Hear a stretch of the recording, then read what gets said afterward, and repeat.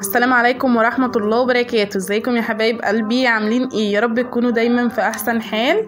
اول ما نبدأ كده بالصلاة على النبي، لايك حلو منك كده يا ست الكل، والاشتراك في القناة لو انتي لسه ما اشتركتيش عشان تنوري لي قناتي يا حبايب قلبي. النهاردة هتبقى معانا اللي عملت لكم اكلة السجق بالكبدة، هي منى. النهاردة طالعة معايا في الروتين، بهدلتها هي وبنتها. ازيكم يا حبايبي؟ عاملين ايه؟ النهارده انا بقالي كام يوم كده واخده اجازه من الشغل، فمرات اخويا بتستغلني طبعا استغلال غير عادي. ما هي بقى بتعوض بقى الايام اللي انا قاعده فيها، يعني عشان انا بستغلها برضو، حرام يا حبايبي. انا النهارده المفروض ان احنا بنعمل فطار خلاص. قلت لها تعالي نغير شوية. طبعا اكيد طبعا فول وطعمية وبتنجان كل يوم، وساعات جبن ولانشون وكده. قلت لها لا، تعالي كده يا قلبي نغير الفطار ونعمل لهم حاجة جديدة، روتين جديد. فقلت لها ممكن نعمل بيض خلاص، بيض بالبسطرمه، يعني نعمل ايه، وبيض بالطماطم. نغير نعمل شويه بيض بالبسطرمه وشويه مثلا بيض اومليت وشويه بيض مثلا بالطماطم كده لوحده.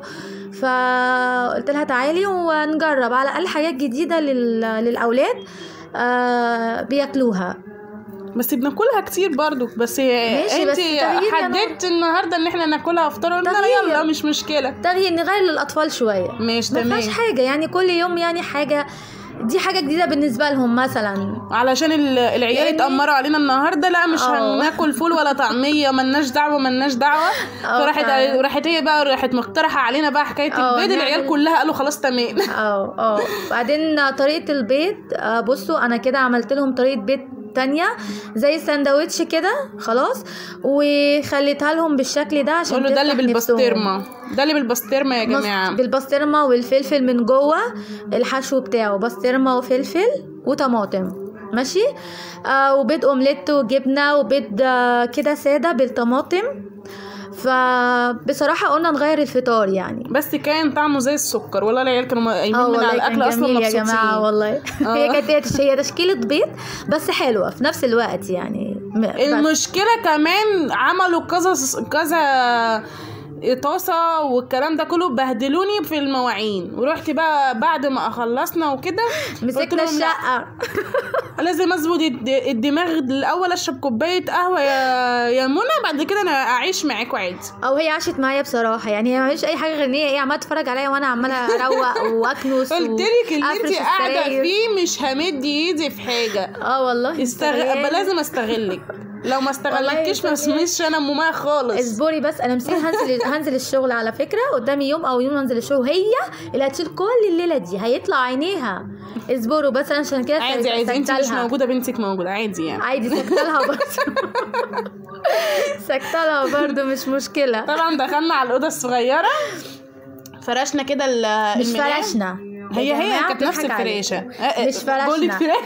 انا اللي قمت دخلت خلاص ومسكت السرير وشلت كله تاني ونفضت من اول وجديد، وعدت طبعا عشان من نوم الاطفال والاولاد وكده طبعا السرير بيتبهدل، فشلت كله ونفضته وعدلت السرير وعدلت الملايات واللحفه والكلام ده كله من اول وجديد. برافو برافو صح. انت بتعملي كده؟ لا انتوا شايفين طبعا بتعمل ايه. مستنيه حبايبي يا حبيبتي، شايفيني وانا بيشوفوا كل الروتينات بتاعتي ومتابعيني، هم ادرى.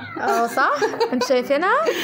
طبعا الملايه اصلا كانت نظيفه، وكمان كنت حاطه من واللحاف برضو كان نظيف يعني. احنا عندنا عيال منظمه كده ونظيفه بصراحه. بمناسبه اللي هم هيشوفوا الورق اللي كان مرمي على الارض. ايوه هي بتبهدل بس يعني مش البهدله اللي هي يعني. احنا برضو بناخد بالنا قوي بصراحه. لا بصوا انتوا هتشوفوا كلامها صح ولا غلط. ايوه يا جماعه والله، ده انا هثبت لهم بالفعل يا حبيبتي. احنا بننزلش اولادنا شارع، لا هم قاعدين 24 ساعه في الشقه يعني بصراحه. اما نوديهم مثلا خروجه او نادي او مسيره، اخدهم صدقوني واعمل لكم كده جوله جميله جدا من اللي احنا بنروحها.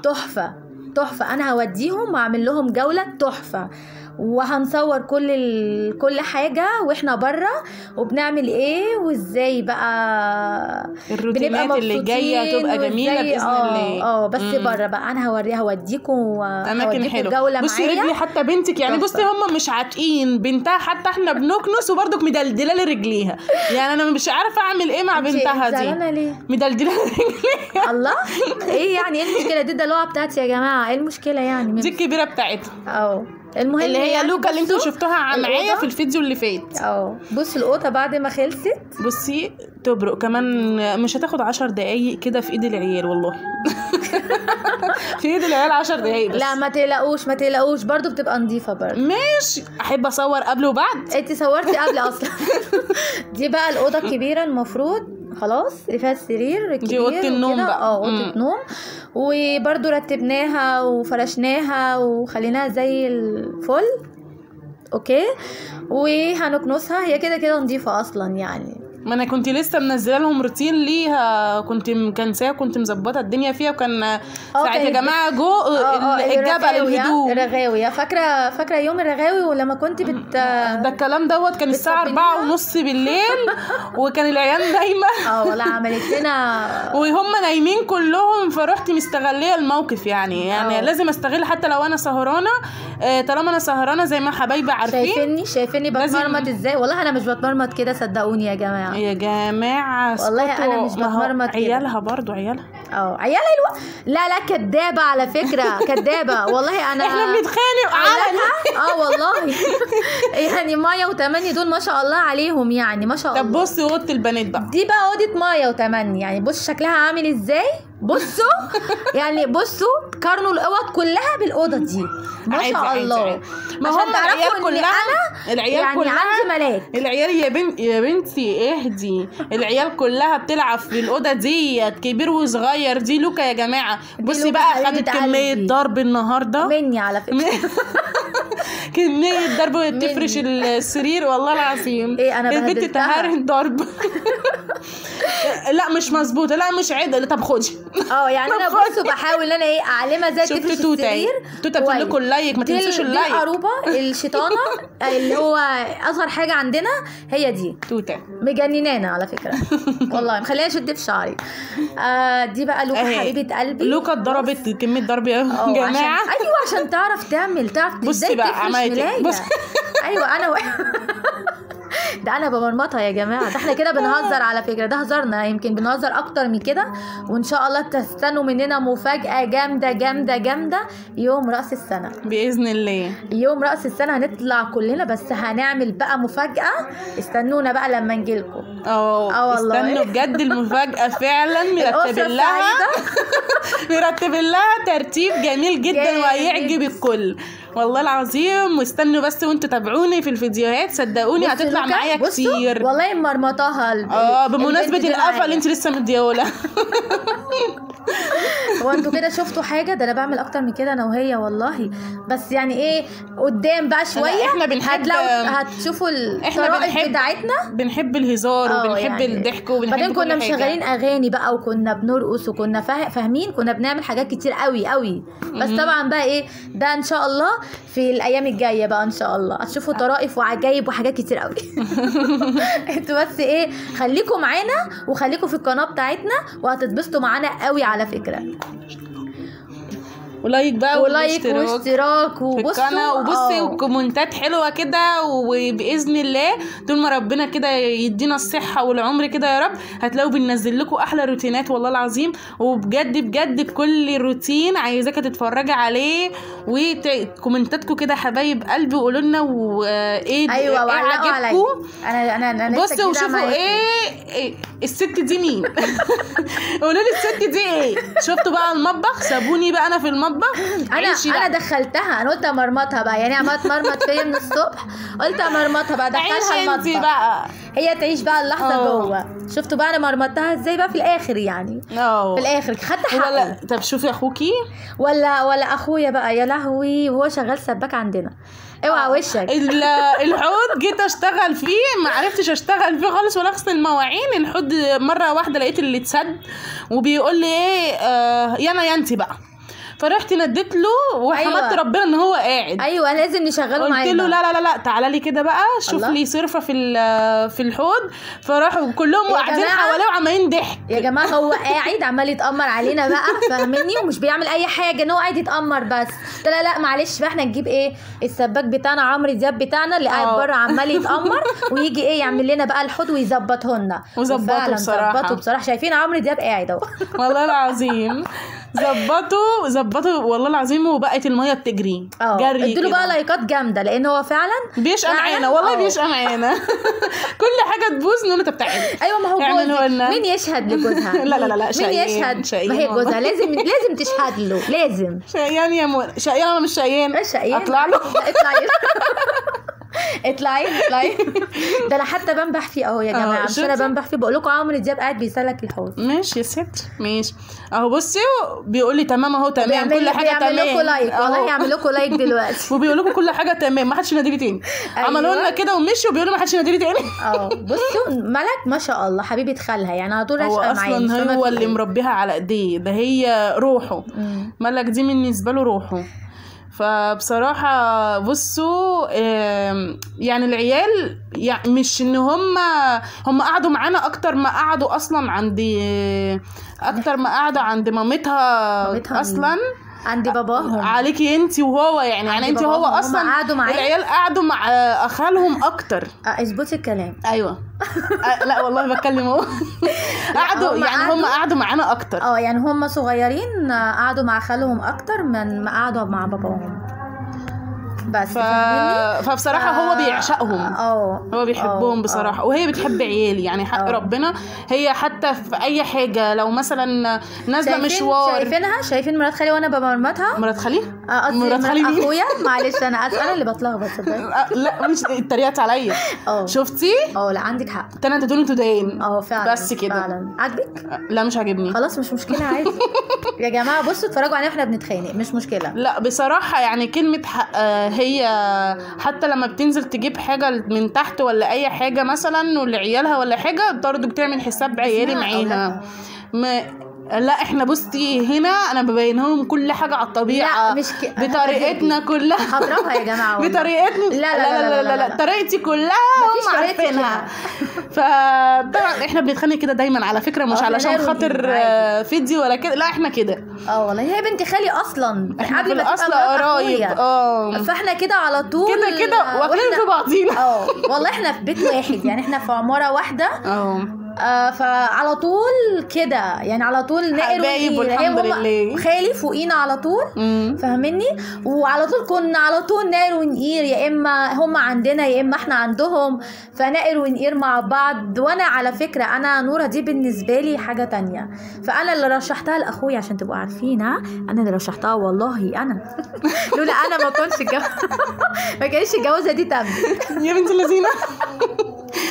والله. فبصراحه لا احنا كده احنا بنحب الفرفشه يا جماعه جدا. بنحب الضحك بنحب الهزار. ما بنحبش النكد نهائي. لا النكد ده ما بيعديش على بيتنا. لا. مين النكد ده انت تعرفي؟ لا اوعي تعرفي ولا عايزه اعرفه خالص. مش عايزين. فالحمد لله بصوا مرمطها في البوتاجاز اهو شايفين عماله تدعك. لا ادعكي الحته دي والحته دي الحته دي مش حلوه. لا بصي اعيد الحاجه مرتين ثلاثه تقول لي ايه تصدقني. لا هي بتغيظ فيا هي واقفه بتغيظ فيا. ايوه طب اعملي دي اخر ما فاض بيا ورحتي ماسكه البتاعه بالعافيه كده زي ما انت شفتوا عماله بجري فيها عشان خلاص ضايقتني. الله مش لازم افرض سيطرتي شويه يعني ما هي الدنيا تمام يعني هو كان تمين ده هو بيبرق لوحده ماليش فيه. هي بتتنك عليا وبتفضل برضو تقول لي الحته دي مش معموله الحته دي مش معدوله. انا برضو باخد فرصتي. يعني بتطلع اللي انا بعمله فيها. ايوه صح كده. ايوه صح عليكي. انت حبيبتي يا نور عيب. اخصى عليكي. بصوا البوتاجاز خليته زي الفل بيلمع اهو. لا واخوها واقف وعلى اللي شايفه وعلى اللي احنا بنعمله عمال بيضحك علينا ما شاء الله. بيقول لي ده انتوا فقريين. المهم ان هو مش بنزعل حد. لا لا لا لا لا ما فيناش احنا ده الزعل خالص. وانتوا كمان لايكات حلوه بقى تشجعونا كده عشان نكتر من فيديوهاتنا وتضحكوا معانا وتهزروا معانا وما نبقاش تقال عليكم بكلامنا وقولوا لنا لو في اي تعليق او اي حاجه. يعني لو في اي حاجه كده تعليقات، اي كومنت، اي تعليقه، خليكم معانا برضو ايه، انتوا اسرتنا خلاص دلوقتي واهلنا. وقولوا لنا مثلا في حاجه، في اي تعليقه برضو انتوا معانا وهنستنى برضو كلامكم الحلو كلامكم حلو باذن الله. الروتينات الجايه هتبقى دمار. ايوه استنوا يوم راس السنه، اوعوا تنسوا، هيبقى يوم تحفه، هيبقى يوم تحفه. احنا بقى في اي مناسبه تلاقينا بنجري بقى، مش فارقه بقى، اي فرح احنا معاه. احنا في اي فرح شغالين يعني. انا معاكم، بس اليومين دول بعد كده يعني ايه هختفي شويه بقى عشان شغلي وكده، فانا معاكم اليومين دول بفرحكم، بس هجيلكم يوم راس السنه فاهميني، وهتشوفوا مفاجآت جامده عشان هي يعني بتيجي بتصحى بدري وبتيجي يعني تبقى خلصانه عايزه تنام. انا باخد هدنه بس الايام دي عشان تعبانه. فبصي بقى بتقولك ايه، احنا عيالنا بصي نظافه الدنيا والاخره، والله نضاف، والله حرام عليكي. طب بصي الورق ده، بصي ده انا هعلق ده، بصي وهتلاقيني واقفه كده بالكاميرا وواقفه مسمره على البصي. والله. طب قولي لي انت هينزلوا يلعبوا فين؟ لا اهم حاجه ان هم بس يلعبوا ويتبسطوا مع بعضيهم وخلاص. سيبك من الدنيا كلها تتعمل بس قدام عينينا. والله العظيم احنا بنكنس بالثلاث 4 مرات في اليوم. يعني لو اقول لك ان الترويق دوت يوماتي 3 مرات في اليوم عادي، لكن اهم شيء يكونوا مبسوطين ويبقوا كلهم حبايب، والحمد لله يا رب يبعد عنهم اي اذى ويبعد عنهم اي شر يا رب العالمين. اكيد طبعا. بصراحه ربنا يهديهم على بعض، فهم بقلبهم على قلب بعضهم. فبصراحه انا اعملوا اللي انتوا تعملوه طالما انتوا قدام عيننا خلاص، مش مشكله. اهم شيء ان هم قدامنا. فبصراحه بقى يا رب نكون كده ضيوف خفيفه على قلوبكم. والنبي يا ريت. ولو في اي حاجه ما نبقاش مزعجين. انت مزعجه يا نوره؟ ممكن. ممكن. صح. ما هو في دلوقتي اللي بيحبنا، لا ما بيحبوكي على فكره. في اللي بيحبنا وفي اللي برضو كنت يقولوا لنا احنا عالم مزعجه. لكن بصوا يا حبايب قلبي، انا حبيت اشارككم كل حاجه، وحبيت اشارككم حتى كلامنا مع بعضنا بيبقى عامل ازاي. احنا كده اصلا في الطبيعه. أيوة. مش علشان خاطر طلعنا كده، هو احنا بس يعني برضو كده قول لهم الحقيقه. فاحنا بصراحه كل حاجه على طبيعيتنا واحنا بنحب كده. وقولوا لنا انتوا ايه رايكم في الفيديوهات، لو عايزين اي فيديو في اي حاجه احنا معاكم يا حبايب قلبي. اهم حاجه بعد ما تعبت فيها وروقتها، بصوا خليتها عامله ازاي، ده لسه بقى تبقى احسن واحسن واحسن. اهم حاجه ما تنسوش اللايك والاشتراك في القناه. يا ريت.